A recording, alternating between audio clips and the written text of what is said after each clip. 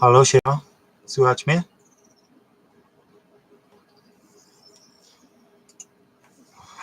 Dzisiaj próba z komputera. Czekajcie, bo coś mi się tu włącza. W tym czacie na żywo. Siema.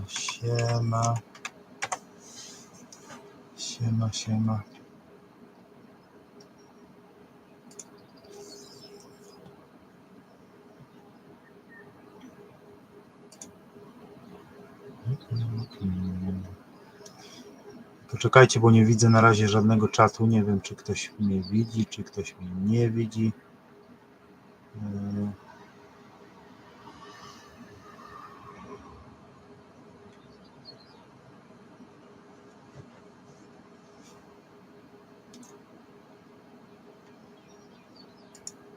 To czat na żywo.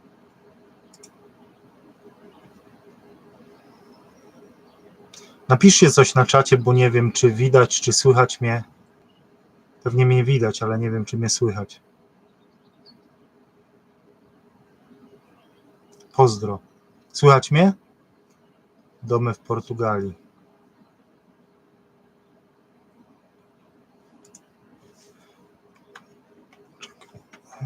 Coś mi się tu włącza.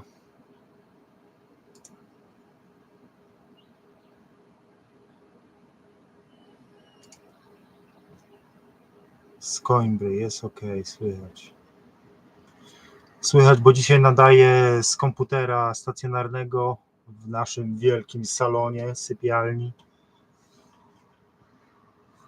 Chciałem zobaczyć po prostu, czy będzie widać czat, bo na telefonie ten czat jest, on zaraz znika. Słychać mnie, to dobrze. Także zadawajcie pytania, jeżeli macie jakieś, powiem wam, filmiki, wiadomo, one są tam z 2 dni opóźnione, także te toalety, które robię i prysznice na żywo, mogę wam powiedzieć, już skończyłem dach, to znaczy nie skończyłem, jest zrobiony, jest OSB na dachu i jest izolacja na dachu, a teraz w poniedziałek, czyli jutro, pojadę do Castello zobaczyć za jakąś papą na ten dach, bo tam i tak wchodzą solary na ten dach, także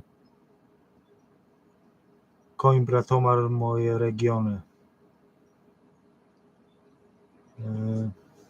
A dzisiaj niedziela, także byliśmy odpocząć, byliśmy nad jeziorem, tutaj 12 minut stąd jest super jeziorko z tamą, jest zamek, jest czołg amerykański stoi, naprawdę super, będę wrzucał z tego odcinek, z tego dnia dzisiejszego, on pewnie dopiero wleci gdzieś w czwartek.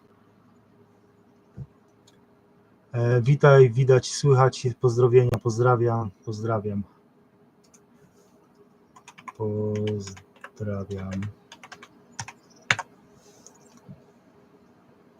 Jak widzicie, tutaj parnik jest 30 stopni, a w środę ma być 35 stopni. Odczuwalna, podejrzewam, będzie więcej.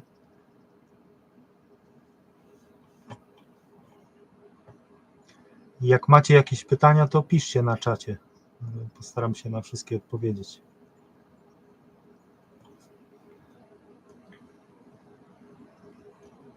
Na razie, jak widzicie, wszystkie odcinki to taka trochę, no jest to są daily vlogi, także jakby wrzucam to, co się dzieje codziennie, czyli wrzucam, po prostu buduję te toalety, to wrzucam te toalety i dopóki ich nie skończę, to niestety to będziemy wałkowali, a jest jeszcze trochę zostało, bo dach jest zrobiony,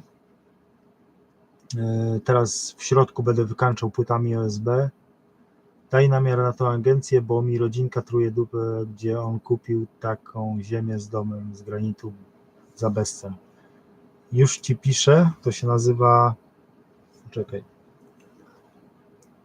dokładnie sprawdzę. Max Castello. Max.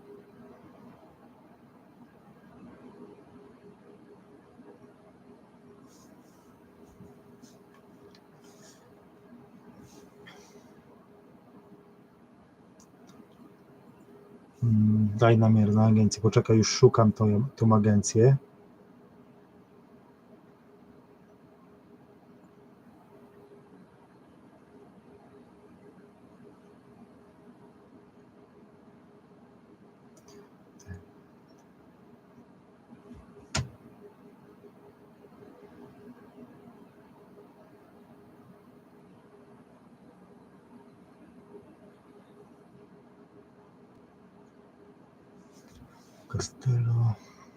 Castello Branco.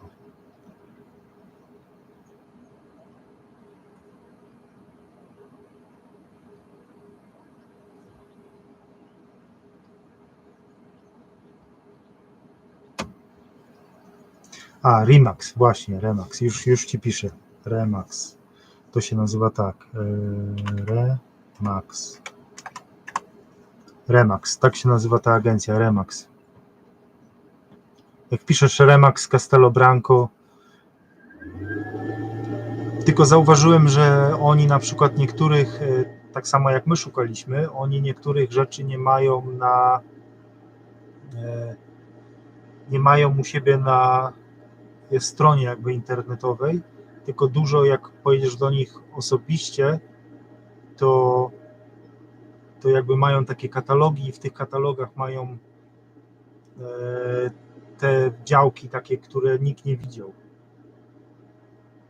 Witam serdecznie, oglądam od pierwszego odcinka, pozdrawiam. Andrzej, pozdrawiam Andrzej. Siema. Słuchajcie, w ogóle myślę, żeby może, bo oglądam też taki Anglika, on jest z South Afryki i prowadzi na przykład też, pomimo tego, co tam robi na farmie, też ma taką współpracę właśnie z agencją i pokazuje działki. I właśnie myślę, żeby coś takiego zacząć robić,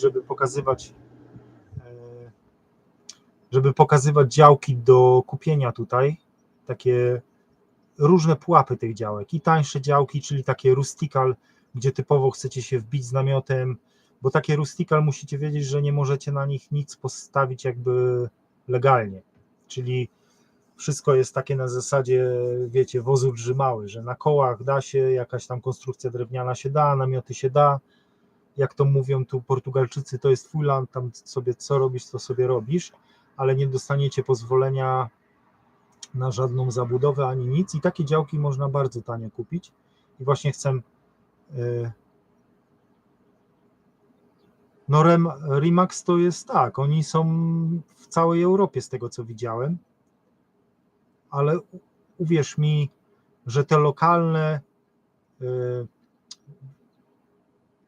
lokalne jakby tutaj agencje mają bardzo wygórowane ceny dla obcokrajowców, a z wszystkich agencji, które my przerobiliśmy, Remax jakby był najlepsze, miał ceny i oni tam nie ściemniali z tymi cenami, bo tutaj jakby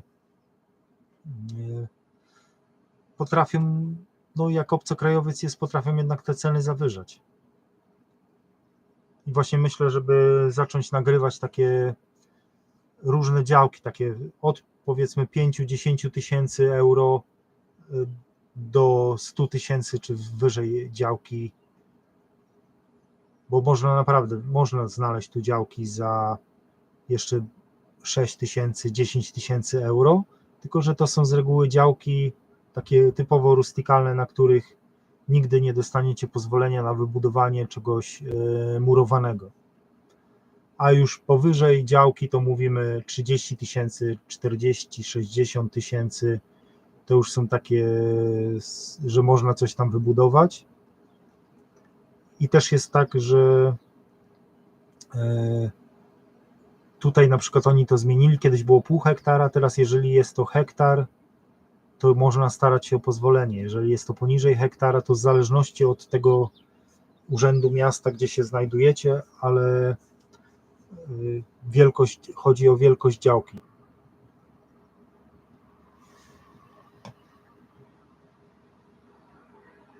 Dokładnie jak na grupie Off-Grid Portugal na fejsie, gdzie do 20 tysięcy euro jest ogromne zainteresowanie z ruderami sprzed Tak, czyli jeżeli jest sprzed 51 roku, to jest to zarejestrowane można to zarejestrować jako dom. To jest taka reguła.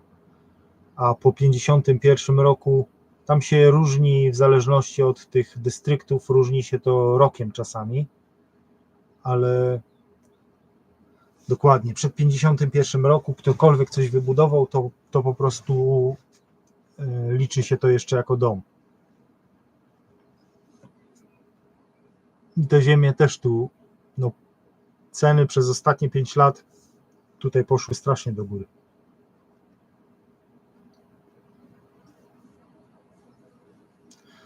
Ale zauważyłem też, że na tych wszystkich grupach facebookowych z reguły są to już obcokrajowcy, którzy kupili i sprzedają za dużo wyższą cenę wygórowaną. Cokolwiek tam pogrzebali, porobili, coś tam dodali i już ta cena, powiedzmy, kupili za 6 000, a sprzedają za 40 000. A coś tam tylko po prostu parę rzeczy zrobili. To tak jak to, co ja, powiedzmy, kupiłem, porobiłem parę rzeczy i będę to teraz sprzedawał za 100 000. Ale spokojnie mógłbym to sprzedać za 100 000, uwierzcie mi.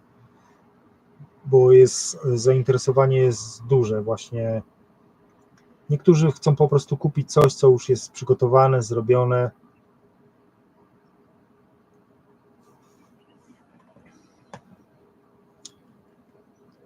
Piszcie na czacie jakieś pytania, bo żebym odpowiedział wam, jeżeli macie jakiekolwiek pytania. Tu przynajmniej w komputerze to widzę więcej rzeczy i mogę też odpisywać na czacie. Szczęść Boże, szczęść Boże.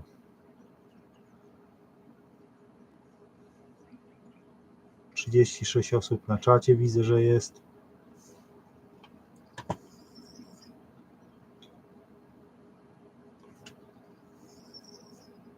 O, dziękuję. Staram się, nie wiem, jestem jaki jestem, po prostu staram się nie udawać kogoś, kim nie jestem, nigdy taki nie byłem. Śmiesznie w komputerze, w kamerze widać jakby odwrotnie, takie odbicie lustrzane, że robisz tu coś ręką tą, a tu widać odwrotnie w ekranie. Śmieszne to jest.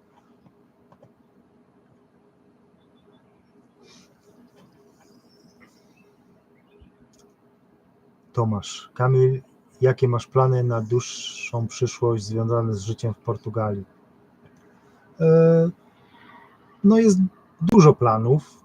Początkowy plan, dużo planów jest też zależnych od rozmów z prawnikiem, bo to wszystko tutaj trzeba prawnie. My nie jesteśmy gdzieś na uboczu, jesteśmy przy głównej drodze, także tu nie da się czegoś zrobić jakby, powiedzmy, po cichu, no bo sąsiedzi codziennie, tu mamy sąsiada, który codziennie przechadza się, sprawdza, co zrobiłem, także wszystko musimy rozmawiać z prawnikiem. Jest parę pomysłów.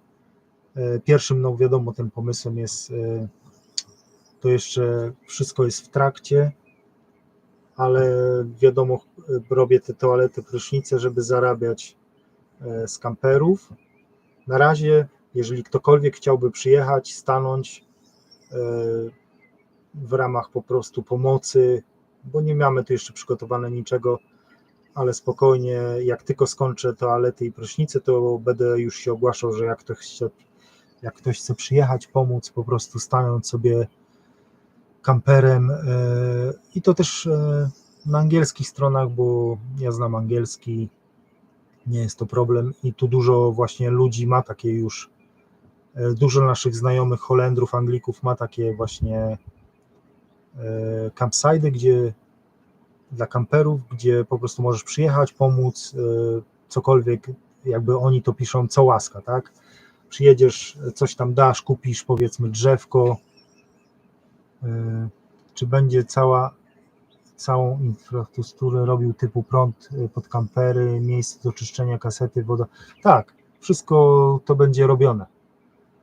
Ja wiem, że tu na razie robię toalety, ale tak jakby do spuszczania szarej wody, to wszystko będzie robione. Zlew na zewnątrz też będzie, bo ktoś pisał, że zlewu nie robię.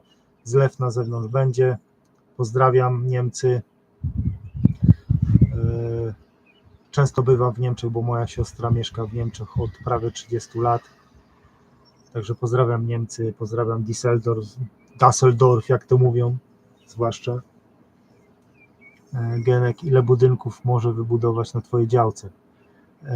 Bez pozwolenia nie mogę żadnych budynków. Takie budynki gospodarcze typu drewniane jakieś miałem nawet wizytę z miasta i mi dali do zrozumienia, że cokolwiek murowanego chcę stawiać, to muszę wystąpić o pozwolenie, a takie budynki gospodarcze do 15 metrów kwadratowych nie trzeba na to pozwolenia tutaj.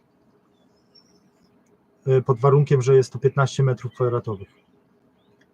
Czy remont takiego budynku jak twój nie wymaga pozwolenia jak u nas? Jeżeli nie zmieniasz struktury budynku, nie burzysz niczego, to nie wymaga pozwolenia.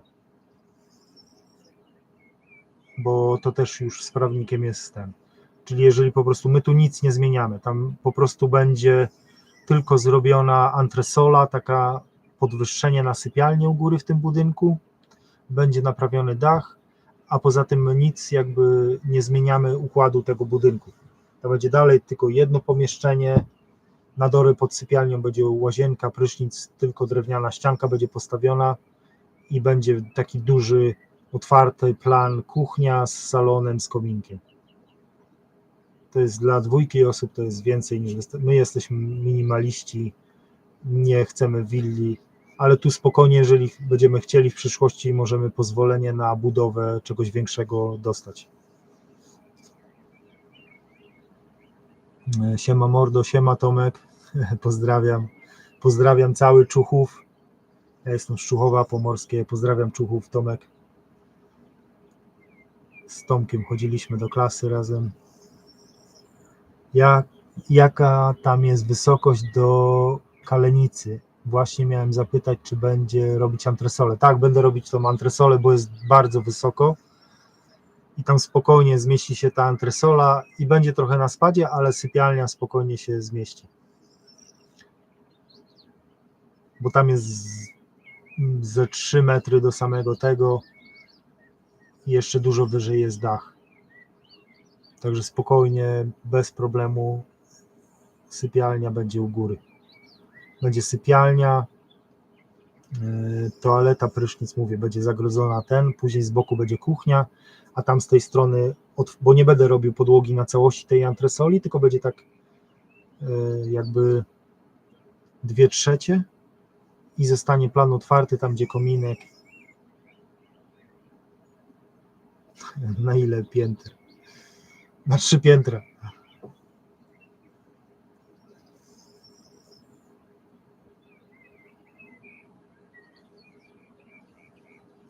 I na pewno wszystko, jakby ten cały krajobraz tej farmy się zmieni, na pewno też po tym roku, po zimie, bo to wszystko, co tutaj wyrwaliśmy, te chwasty, to wszystko tutaj ładnie odrośnie, zielono, trawkę już posialiśmy na razie tu, także szafka. Słuchaj, masz szambo, to nie jest pod ochroną, możesz zrobić ekologiczną oczyszczalnię, gdzie szambiarki nie zamawiasz. To nie jest takie szambo, to jest szambo, które ma jakby dalej przelewowe, ale ten przelew jest podłączony bo tu zaraz przy ulicy jest główne ścieki i to jest podłączone do głównych ścieków. Także cokolwiek tam się przelewa, to się przelewa po prostu do głównych ścieków. Czyli to nie jest takie szambo, które ja muszę zamawiać, wywozić to szambo. Ona ma jakby takie 2 komory, to się tam degraduje, są dodane bakterie specjalne, to się degraduje, ale cokolwiek się przeleje za dużo, to jest to podłączone do głównych ścieków, także nie ma problemu. I tego szamba nie muszę wylewać, wywozić. Tutaj większość ludzi tak ma zrobione. A kiedyś nawet, teraz już oni nie zezwalają na to, ale kiedyś po prostu ten przelew był robiony w ziemię.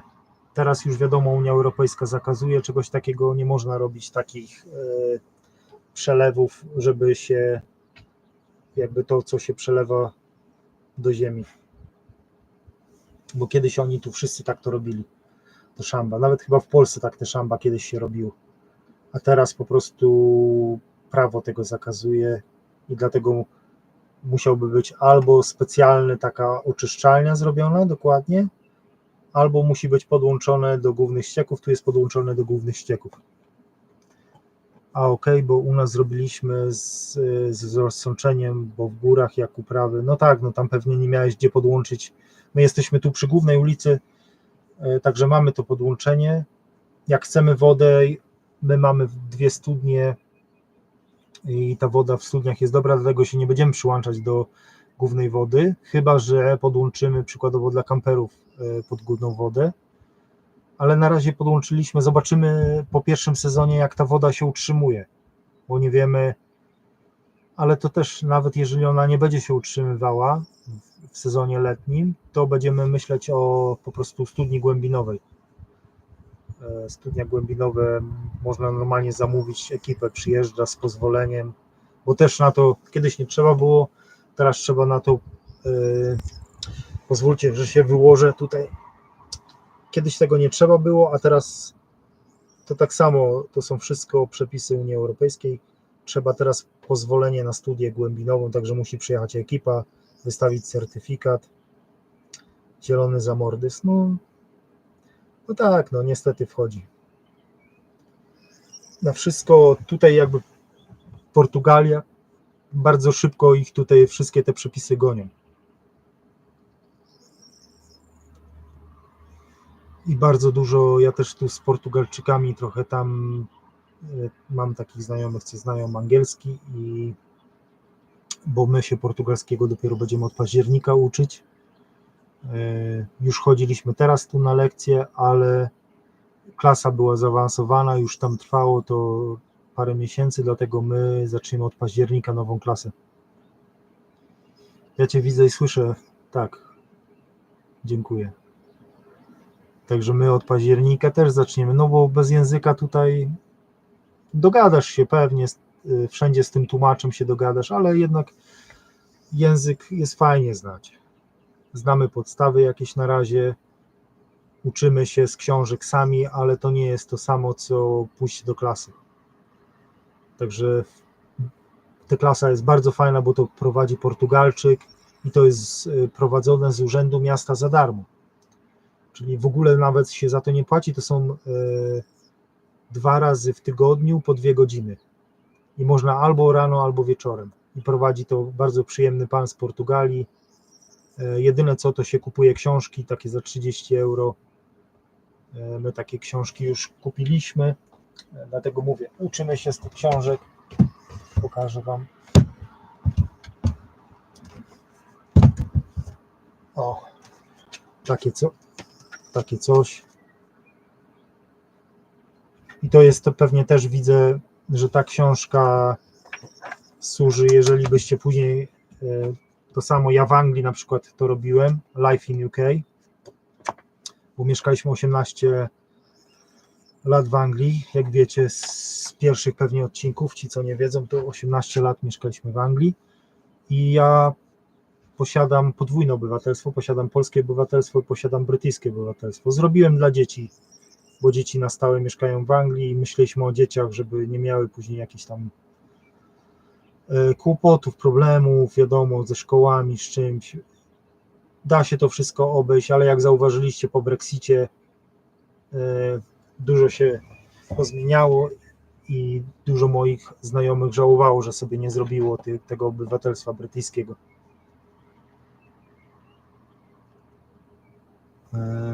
Są jakieś większe markety. Wszystkie większe markety są, najbliższy dla nas to jest Wajdania Nowa i to jest dla nas jakieś 25 minut samochodem, jest tylko jeden Intermarché,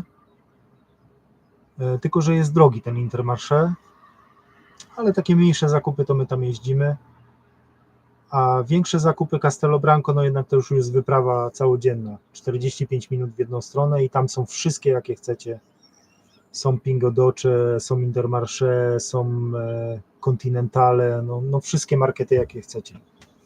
Lidl, tak, też Lidl jest.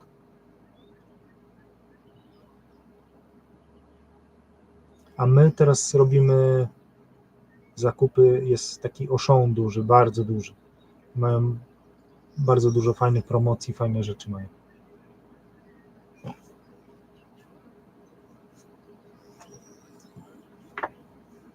Także jak za 5 lat, bo tutaj rezydenta już mamy, a po 5 latach, bo takie same zasady są jak w Anglii, że po 5 latach możecie starać się o obywatelstwo, także jakbym się chciał starać, to będę miał potrójne obywatelstwo. Polskie, portugalskie i brytyjskie. O, Scooby przyszedł, nie wiem czy go widać. Scooby, chodź. A nie wolno mu na łóżko, sorry. Nie wolno mu na łóżko. Poczekajcie, pokażę wam. O, Scooby tu przyszedł, zobaczcie. On wie, że nie może na łóżko wchodzić.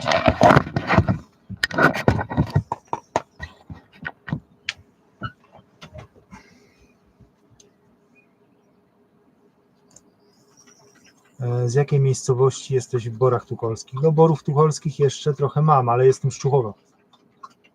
Człuchów to jeszcze, jak to się kiedyś mówiło, niestety Krzyżacy. Na nas mówili Krzyżacy w Człuchowie, a już to było śmieszne, bo Człuchów to były Krzyżacy, a za 15 kilometrów, gdzie są Chojnice, to już są Kaszuby. Także tam Brusy, Chojnice to już, na przykład śmieszna rzecz, że w Człuchowie nikt nigdy nie mówił jo. To taka ciekawostka. W Człuchowie nigdy nie powiedział nikt jo, a w Chojnicach już wszyscy mówią jo. I tam zawsze była odwieczna wojna. Pamiętam kiedyś dyskoteki, pamiętacie te dyskoteki lata 90., 80., to Człuchów z Chojnicami się zawsze prał, nie? Tomek, jak mnie jeszcze oglądasz, to pamiętasz te czasy. Chojnice, Człuchów, odwieczna walka. Jo, Kaszuby. Nie obrażam nikogo z Kaszub, ja tam Kaszubów bardzo lubię. Nie mam żadnych uprzedzeń, ale no takie były fakty, że w Człuchowie my mówimy tak, a w Chojnicach już wszyscy mówili jo. I nawet szwagier, Marek, pozdrawiam, jak oglądasz, szwagier jak trochę w Chojnicach pomieszkał, to też zaczął już jo mówić. Udzieliło mu się, jo. My mieliśmy takie powiedzenie, jo, ja nie Kaszub, ja ze Zbrus. Dla wtajemniczonych, co wiedzą, o co chodzi.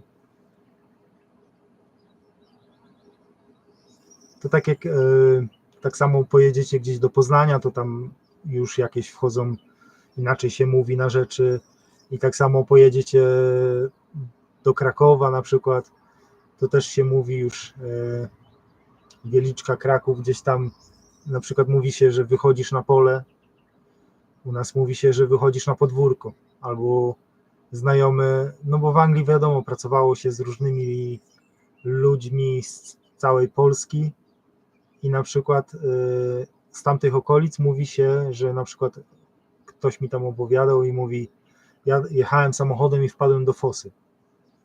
Mówię, jak wpadłeś do fosy? No gdzieś tam przy zamku jechałeś, do fosy wpadłeś?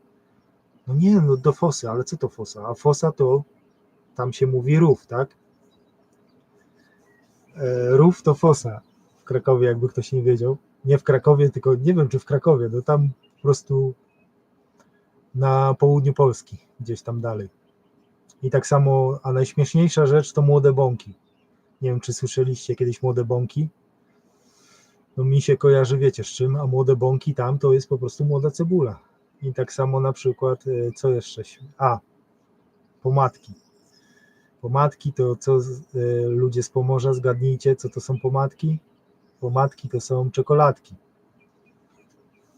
Tak jest ciekawostek.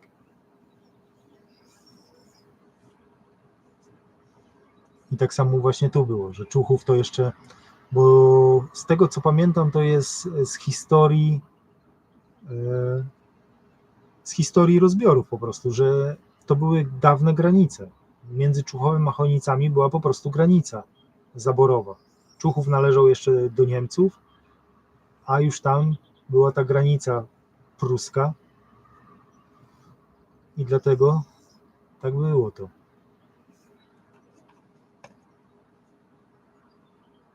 To musiało być straszne bezrobocie. W Człuchowie zawsze było bezrobocie.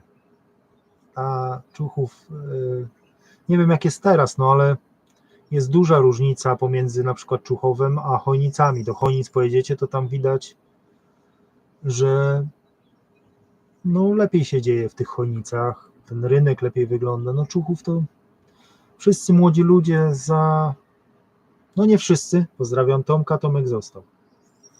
Także da się, jak ktoś chciał zostać, to na pewno się dało. Bo to była zawsze taka, gdzieś tam ja to słyszałem wiele razy, że bo ci co wyjechali, to bo sobie nie radzili, nie ten. No dobra, nazwijcie jak nazwijcie. Poszłem na łatwiznę, wyjechałem za granicę. Jak ileś tam milionów Polaków. Jest nas za granicą, z tego co słyszałem, jest nas więcej niż w Polsce. Mówię o całym świecie. Gdzieś tam w Stanach, w Anglii, w Niemczech. No gdzie Polaków nie ma? My jesteśmy wszędzie. Skubi już mnie tu gryzie. Musimy go za ucho. Jak drogie materiały budowlane w porównaniu z Polską lub UK? Drogie są. Naprawdę są drogie.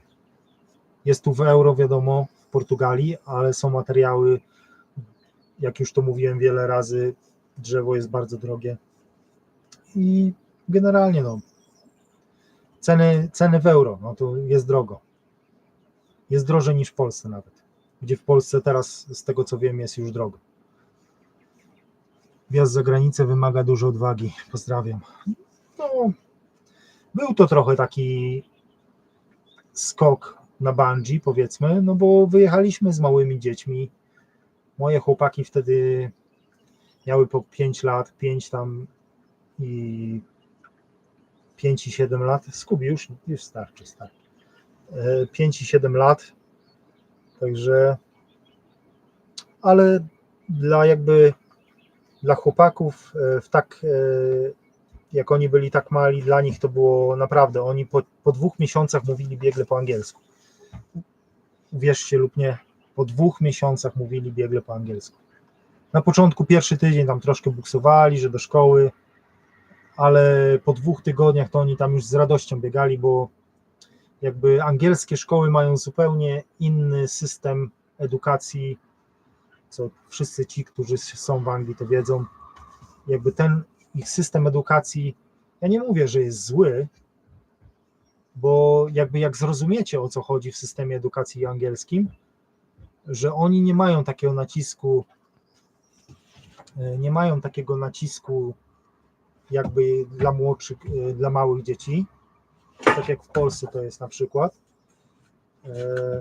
że jest ta matematyka, to wszystko jest dużo bardziej zaawansowana w szkole podstawowej. Tam jest na przykład dużo większy nacisk, zabawa taka i a dopiero jak już jesteś ukierunkowany, bo jakby studia są bardzo wysoki poziom, angielskie studia mają. No teraz pewnie dużo osób na mnie powie, co ty gadasz? No przykładowo zależy od kierunków, podejrzewam, bo są kierunki, które na przykład w Polsce dużo lepsze studia są, na pewno. Uważam, że pewnie jako lekarze na przykład nawet Anglicy studiują pewnie w Polsce. Pozdrawiam z Leeds, pozdrawiam cały Leeds. Mój syn mieszkał przez jakiś czas w Leeds, po studiach, jak skończył studia, właśnie mieszkał i pracował w Leeds, a teraz przeprowadził się na południe Anglii, tam bliżej okolic, które my byliśmy, bo my mieszkaliśmy 18 lat, przez pierwszy okres mieszkaliśmy na Isle of Wight, a później mieszkaliśmy w Bournemouth. Bournemouth to jest samo południe samo południe Anglii. Około 9,000 za rok. 9,000 za rok, nie wiem. 9,000 za rok, nie wiem o czym mówisz. 9,000. Grzyby. Grzyby? Co to za komentarz? Grzyby.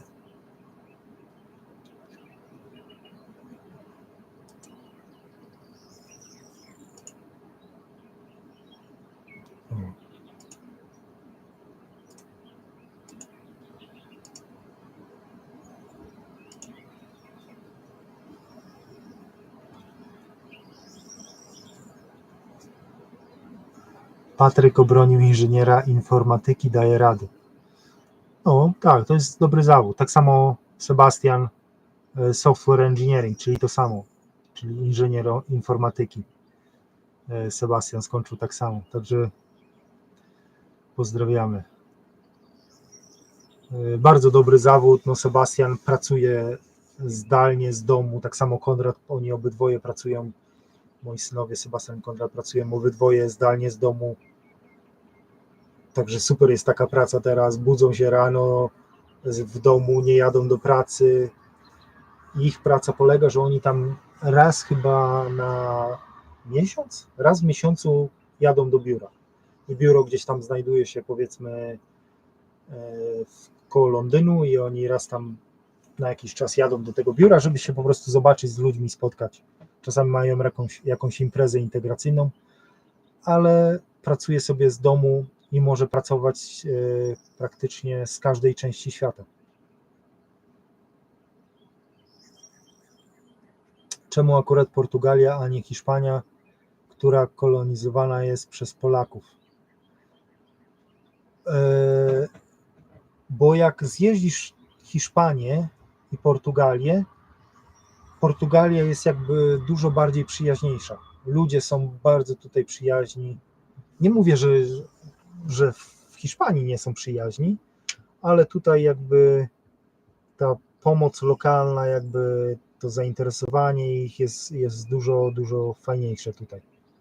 Bo tam jakby ta część hiszpańska nastawiona na turystykę, oni tak, nastawieni na turystów, oczywiście całe to wybrzeże, tak, pięknie, ale spróbujcie sobie pojeździć po hiszpańskich, mniejszych, gdzieś dalszych tych, oni nie są tacy uprzejmi, mili. No wiadomo, zależy od ludzi, bo nie mogę generalizować, bo ludzie są różni i na pewno w Hiszpanii też są super ludzie, ale tu jakby ogólne odczucie z Portugalii jest dużo przyjemniejsze. Ja na przykład, nie wiem, dużo lepiej czuję się tu w Portugalii. Portugalia bardzo przypomina w ogóle Polskę taką z lat 90. Oni tu długo u nich była taka dyktatura i to dużo jeszcze pozostałości tej jakby są te takie, to co było w Polsce odczuwalne po komunizmie, tutaj jeszcze też trochę to, no my Polacy, uwierzcie mi, nie możemy narzekać tu w Portugalii, my się tu odnajdujemy dobrze, jakby umiemy się poruszać w tej takiej ich szarej portugalskiej strefie trochę. Cześć Kamil, cześć Portugalczyk TV. Moja córka zrobiła maturę w Irlandii, a i tak studia robi w Gdańsku i uczy jako native speaker angielskiego. No i super. Na coś się ten angielski po prostu przydaje, tak. No mój starszy syn też w ogóle myśli, żeby z Anglii wyjechać. Młodszy na razie jeszcze nie, ale starszy myśli, żeby z Anglii wyjechać gdzieś do Europy. Bo kolega ze studiów właśnie tam wyjechał do Europy, dalej jakby, to jest fajne, że dalej pracuje dla firmy angielskiej, ma zarobki angielskiej, ale mieszka w Europie, w Słowacji na przykład, gdzie jest dużo taniej, a zarobki ma angielskie. Czyli to jest fajne w tej właśnie pracy zdalnej z komputera. Poza tym w Hiszpanii no słyszałem o tych okupas, gdzieś tam nie wiem jak to działa na takich farmach, wiem, że gdzieś tam do mieszkania w mieście mogą ci się wbić, nie wiem czy do farmy mogą ci się wbić, czyli jeżeli po prostu oni ci się tam włamią do mieszkania i to jakoś masz problem później, żeby ich wyrzucić. Opanowałeś tą gwoździarkę? Tak, opanowałem tą gwoździarkę, już wszystko wiem, o co w niej chodzi. No przede wszystkim ciśnienie na agregacie, jak to się nazywa? To, co nabija ciśnienie, agregat do ciśnienia. Ciśnienie musiałem tam skręcić. 70 jest kompresor, dziękuję. W kompresorze musiałem zmniejszyć ciśnienie. No jak to Polak przeczytał instrukcję, po tym zobaczcie, jakie fajne 2 kropeczki mam na palcu. Tutaj weszło i tutaj wyszło. Ładnie to widać. Także przejechało po samej górze przez rękawiczkę. Uwierzcie, było ciężko wyrwać ten karbowany gwóźdź, bo on ma takie ząbki i te ząbki tak pociągnąłem parę razy, nie chciały tak wyjść. Musiałem mocniej szarpnąć i dosyć się krew z tego lała, z tych takich tu 2 dziurek. A później drugi raz jeszcze trzymałem rękę dalej, nie wiem, kurde, w odwrotną stronę i tu mnie jeszcze też przeleciał gwóźdź, po prostu tak tylko przeleciał. Także to ciśnienie, bo tam 120 chyba było nabite, a w instrukcji jest 70. 70 jest za mało według instrukcji, bo te gwoździe potrafi nie dobijać, ale ustawiłem idealnie, jakby znalazłem te idealne ciśnienie na 85 jest idealnie i fajnie się te gwoździe wbijają. I trzeba trzymać ten po prostu spust na samym końcu. O, ja tu też palcem pokazuję, który kiedyś sobie też załatwiłem. Zobaczcie. Widać jaki jest. No stolarz, no wiadomo. Stolarz. Dobrze, że mam wszystkie palce. Ten palec miałem ucięty, wisiał kiedyś, ale to nie wypadek stolarski był, tylko to był wypadek na działce. Kosiłem trawę. Tata kosił trawę jeszcze kosą, pamiętacie? Tak, znacie ten kawał, jak stolarz wchodzi do baru i zamawia 5 piw? 5 piw proszę. Stolarz bez gwoździa, tak. Jedzonko z kociołka, super było. Wyszło takie paprykowe, leczowe. Ja lubię leczo, to było właśnie bardziej takie prawie leczo niż taki gulasz. I będzie odcinek z tego mojego gotowania, także mój przepis na kociołek, wszystko co dostaliśmy generalnie w portugalskim supermarkecie to kupiliśmy i tak wyszedł ten kociołek. Także zobaczycie chyba w poniedziałek, czyli jutro chyba wchodzi ten film z mojego gotowania kociołka. I oczywiście nie obyłoby się przygotowaniu bez wypadku. Nie będę wam zdradzał, oglądajcie. To cześć, dlaczego zrezygnowałeś z UK? Ja nie zrezygnowałem z UK, tylko po prostu przyszedł czas na naszą jakby, no wszystko przez te lata, wszystkie, które byliśmy w UK, tak doprowadziliśmy, żeby jakby zapracować sobie na tą emeryturę wcześniej i zawsze był taki plan, żeby nie spędzać emerytury w Anglii. Chcieliśmy, zawsze ciągnęło nas do ciepłego, także no Portugalia uważam, że jest bardzo ciepła. Te temperatury tutaj przez te 2 miesiące letnie, no sięgające nawet 45-50, nawet potrafią sięgać, także uważam, że bardzo ciepło. Jako stolarz w PL byłbyś zarobił kapuchy. No tak, ale no, ja nie potrzebuję już zarabiać. Nie potrzebuję zarabiać, także wszędzie bym zarobił. Tutaj uwierzcie mi, nie muszę się martwić, bo jeżeli zabrakłoby czegokolwiek, tutaj bardzo stawki są wysokie dla obcokrajowców, bo tu jest bardzo dużo Anglików, Niemców, Holendrów, Szwajcarów i stawki tutaj dniowe są po 350-400 euro. Także jeżeli zna się angielski, ma się narzędzia, to dla obcokrajowców tutaj można za stawki po 400 euro dniowe, 250 z luza, mówię naprawdę. Także nie ma tu problemu z zarabianiem w Portugalii. Jeżeli znacie angielski, możecie tutaj spokojnie sobie dorobić.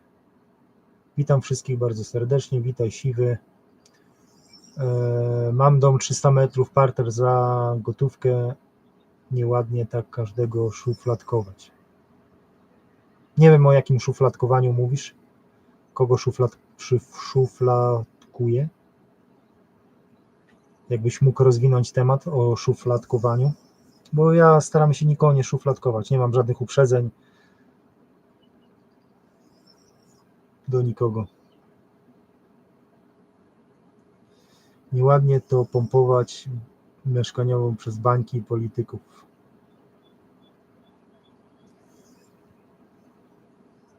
Uwierzcie mi, przez lata pracy w Anglii, pracowania z wszystkimi nacjami świata, ja nie szufladkuję nikogo, nie mam uprzedzeń do nikogo. człowiek oducza się takiego, wiecie, nie wiem jak to powiedzieć, no, pracowałem z różnymi ludźmi i do wszystkich mam szacunek.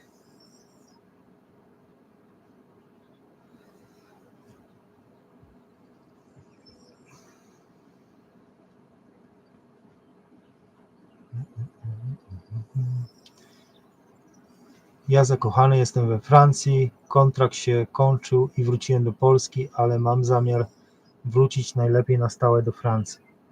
No pewnie, każdy, ja się poczułem po prostu dobrze w Portugalii, ale dokładnie, no. W Polsce pewnie też bym dał rady, no. Chcieliśmy po prostu do ciepłego, to nie chodzi, że ja do Polski mam jakieś uprzedzenia czy coś. Chcieliśmy do ciepłego, no. Wygrzać stare kości po tej angielskiej pogodzie, 18 latach, no jednak tych deszczów jest, tam trochę pada. Zdarzało się czasami, że padało, ja tylko do Rudy. No. Zdarzało się czasami, że potrafiło padać 2 miesiące codziennie, także i to, uwierzcie mi, czuć w kościach, czuć pomimo nawet brania jakichś suplementów, to czuje się, jak jest taka wilgoć, czuje się w tych kościach. Nawet tutaj, nie mówię w Portugalii, bo w Portugalii też padają trochę deszcze, jest zimno te ileś miesięcy i też czuć trochę te kości. Teraz na przykład jest różnica taka, że tu jest gorąco, na przykład różnica między latem a teraz, bo teraz według jakby polskich temperatur tutaj jest lato, tak, bo jest po 30 stopni, 35 stopni, ale w nocy potrafi być tutaj dalej 10-14 stopni. Czyli to jest taka główna różnica między teraz, kwiecień, maj przykładowo, a między tym, co będzie latem, bo latem jest nie dosyć, że w dzień gorąco, to w nocy też jest gorąco. Od 89 Polska jest rozgrywana. No ja się nie mieszam w politykę, nie oglądam telewizji, oglądam jakieś tam powiedzmy filmy na internecie, a telewizji nie oglądam bardzo długo. Telewizji nie oglądam prawdopodobnie 20 lat. Żadnych wiadomości, żadnych polityki. Nie da się tego nie słyszeć, bo wiadomo, w radiu coś leci, gdzieś się podsłyszy. Nie mówię, że nie wiem, co się dzieje na świecie, ale nie zagłębiam się w politykę. I radzę wam to samo, będziecie szczęśliwsi. Kiedy są najzimniejsze miesiące i deszcz. My tu właśnie przeżyliśmy tą zimę i najzimniej było styczeń, grudzień, styczeń było jakoś tak najzimniej, gdzie najzimniej mówimy tutaj, w tym centralnej, gdzie my byliśmy wtedy kamperem i było po 7 stopni najzimniej w dzień i w nocy było przymrozić, po prostu przymrozki były w nocy.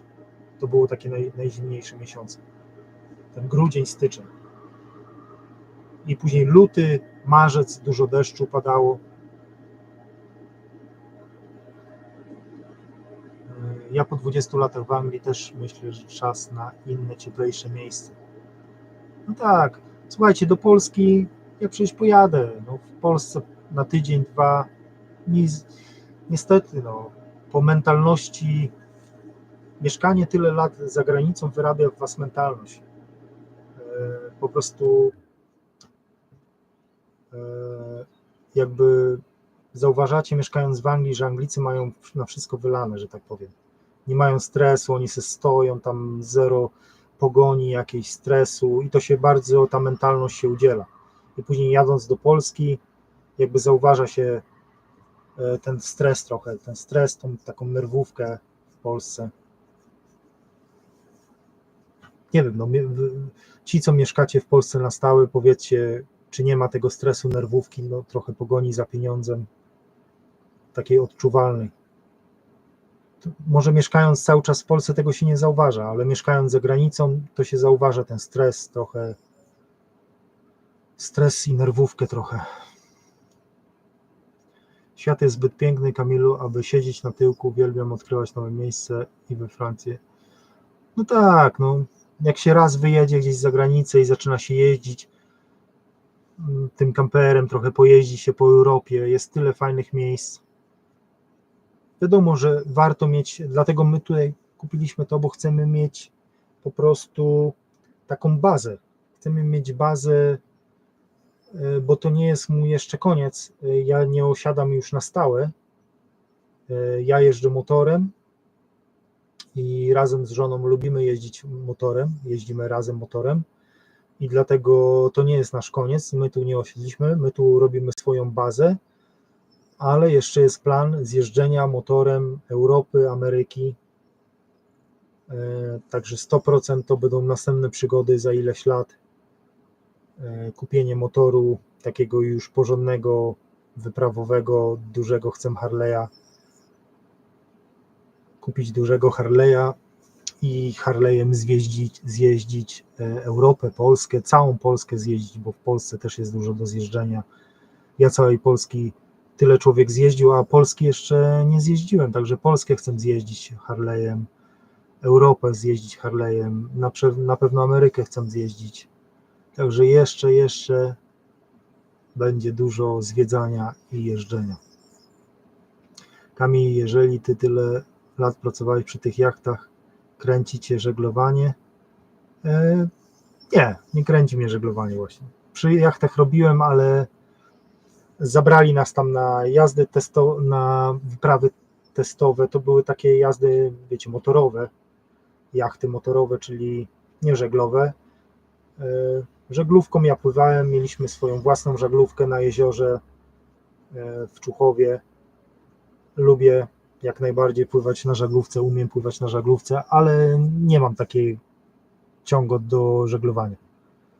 Ale lubię żeglować.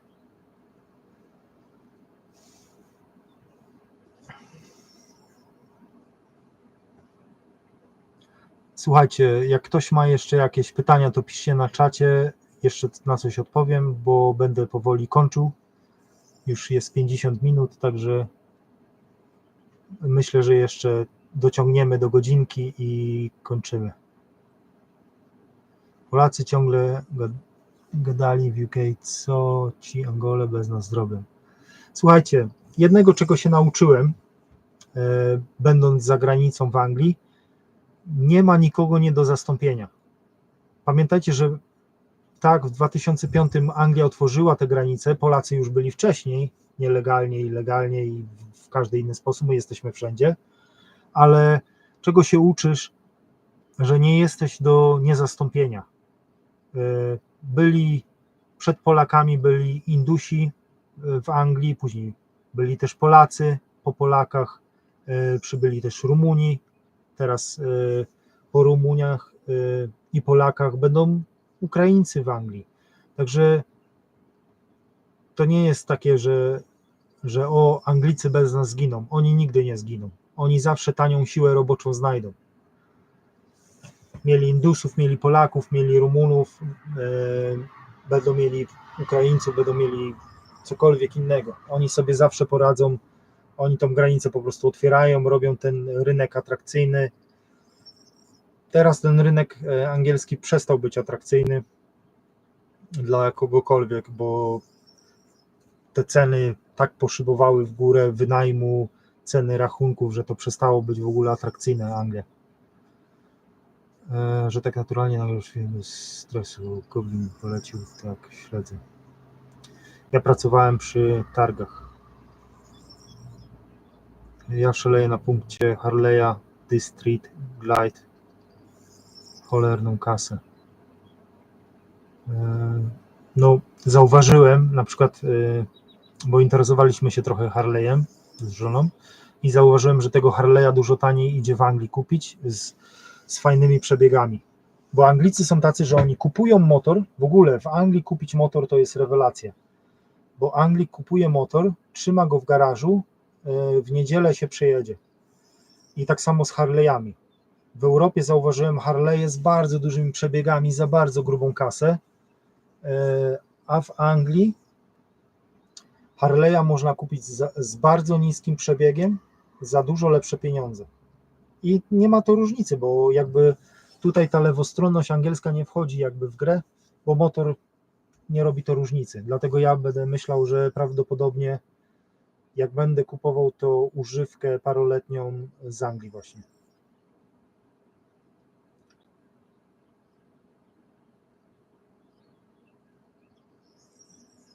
Witam. Także, ja dużo używam słowa także, ale tak, myślę, że zobaczę, jak to też wyjdzie cenowo tutaj, ale jeżeli nie znajdę tego właśnie Harley'a takim z niskim przebiegiem, to będę patrzył na Anglię, żeby kupić właśnie Harley'a w Anglii.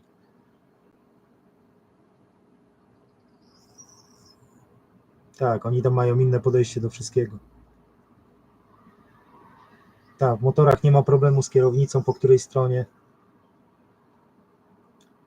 Takiego, no powiedzcie mi, czy to jest ktokolwiek tam tutaj ma zainteresowanie motorowe, bo ja w Anglii paroletniego, chyba dwuletniego Harley'a za 15 tysięcy funtów można kupić.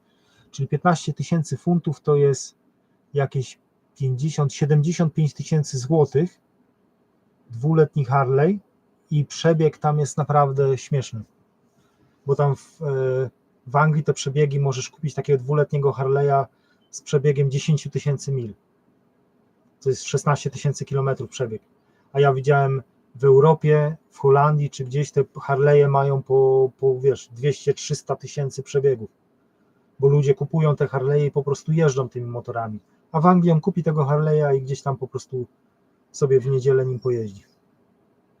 Tak samo samochody, tak, dokładnie. To jest szkoda, że jest ta kierownica po drugiej stronie, bo w Anglii naprawdę są te samochody z małymi przebiegami.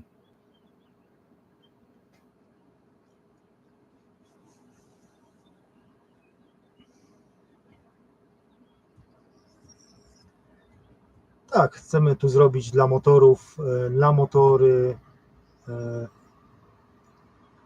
są, tylko mówię, to nie są plany takie, wiecie, szybkie, to są plany długoletnie. Tutaj powoli będziemy po jednej rzeczy coś tam robić. Jesteśmy właśnie, mówię, w rozmowie z prawnikiem, także dużo rzeczy wyjdzie w przyszłości. Na razie nie chcę o tym mówić, zapeszać, ale dużo rzeczy jest w planach. Jak podróżujecie motocyklem, to z namiotem. Tak, ja miałem Afrykę, przedtem jeździłem Afryką, Twin, i jak najbardziej z namiotem. Od czasu do czasu na pewno jakiś raz na tydzień, powiedzmy, gdzieś tam, żeby wziąć prysznic, wszystko fajnie, wyspać się lepiej, ale pod namiotem jak najbardziej.